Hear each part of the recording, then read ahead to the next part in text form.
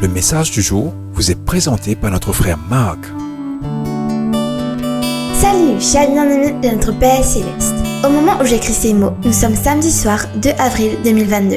Je sais que vous recevrez ce message le mercredi 6 avril 2022, car j'ai déjà préparé 2 messages pour lundi et mardi et les ai transmis à mon cher frère Josué et à son équipe pour la traduction et l'enregistrement vocal.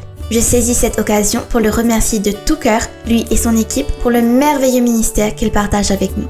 Je prie Dieu de les bénir puissamment et de les faire progresser de plus en plus dans cette entreprise. Josué, tu as tout mon amour et ma bénédiction.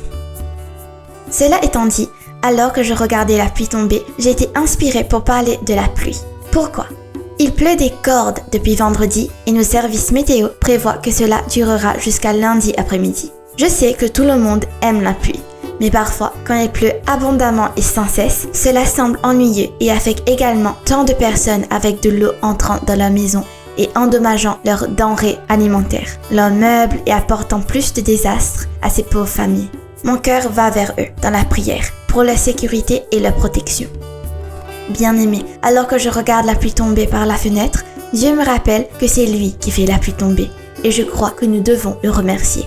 Bien-aimés, comme vous le savez, j'adore parler d'actualité et comme la pluie est le discours du jour, alors allons-y.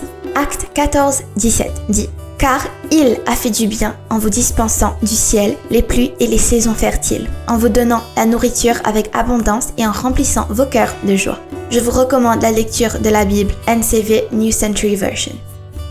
Bien-aimés, laissez-moi définir le contexte pour vous.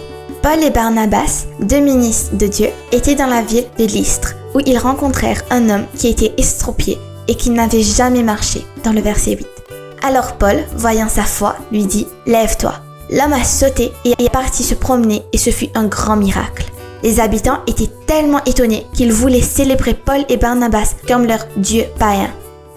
C'est alors que Paul se leva et leur parla de la grandeur de notre Dieu. Acte 14, versets 14 à 17. Et je me joins à lui pour remercier notre Dieu pour son amour et sa bonté. Bien-aimés, nous devons apprendre à remercier Dieu dans chaque situation, qu'elle soit bonne ou mauvaise, et reconnaître que notre Dieu est et agira toujours pour le bien de son peuple. Romains 8, 28 nous le rappelle. Mais aujourd'hui, je veux aller à Jacques 1, 17 où il est dit que chaque bonne dotation et chaque don parfait vient d'en haut, venant du Père des Lumières avec qui il n'y a pas de variation ou d'ombre due au changement. King James Version.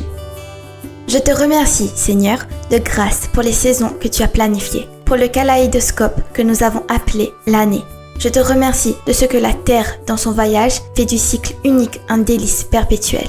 Seigneur, ton calendrier est celui d'une beauté accomplie, belle au-delà du rêve de l'homme. Seigneur, dans ta conception et ton amour, tu as prévu de nous donner l'avant-pluie, l'automne et l'après-printemps. Jérémie 5, 24 déclare « Ils ne disent pas dans leur cœur. Craignons le Seigneur notre Dieu qui donne la pluie en ses saisons, la pluie de la première et de l'arrière-saison, et qui nous réserve les semaines destinées à la moisson. » Veuillez noter que le peuple d'Israël n'a pas remercié Dieu pour les pluies. Bien-aimés, nous qui vivons à l'époque de la Pentecôte, à l'époque de la grâce, ne pourrions-nous pas ressentir la pluie de l'arrière-saison de l'Esprit, l'effusion du Saint-Esprit dans la vie de ses enfants? Joël 2, 23 nous encourage « Soyez dans l'allégresse, fils de Sion, et réjouissez-vous dans le Seigneur, votre Dieu, car il a donné la pluie de la première saison pour votre justification. Il a versé pour vous une pluie abondante.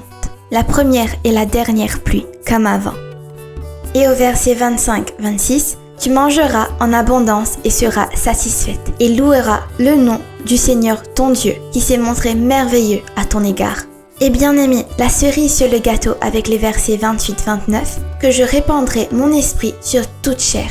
En ces jours, je répandrai mon esprit. » Veuillez lire toute l'écriture. Oui, bien-aimés, depuis le jour de la Pentecôte, l'Esprit de Dieu est ici et travaille dans notre monde, dans la vie des enfants de Dieu. Pas besoin de s'inquiéter. Ainsi, alors que je regarde la pluie avec son effet clignotant contre la fenêtre, cela me rappelle de la pluie de Dieu, le Saint-Esprit, vivant en nous et qui nous dirige sur nos chemins et dirige nos vies dans ce monde troublé et violent. Et je remercie Dieu pour cela. Donc, je veux juste partager l'huile de joie avec vous tous. Veuillez laisser la pluie de Dieu remplir vos cœurs.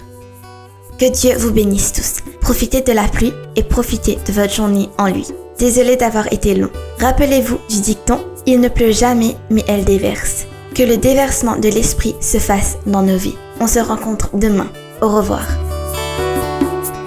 Si toi aussi tu crois que la parole de Dieu est une bénédiction, partage-la et sois une source de bénédiction pour les autres toi aussi.